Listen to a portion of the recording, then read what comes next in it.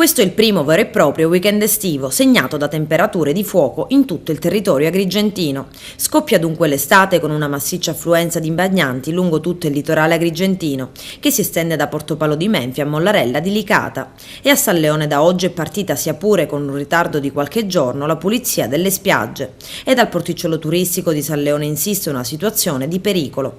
Un divieto emesso con ordinanza urgente dalla Capitaneria di Porto 3 settimane addietro, volto ad interdire il transito delle unità navali a vele a motore nella metà di ponente del canale di accesso al porticciolo.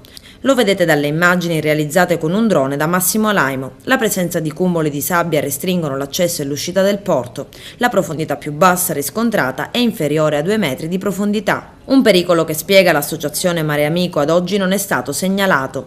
Occorre, afferma l'associazione, un corridoio di boe luminose per delimitare l'area dove risulta sicura la navigazione. Si sono già verificate, continua l'associazione Mare Amico, diversi incidenti che hanno coinvolto imbarcazioni in transito. L'ultimo risale allo scorso weekend, quando un'imbarcazione ignara del pericolo è andata ad incagliarsi nei bassi fondali.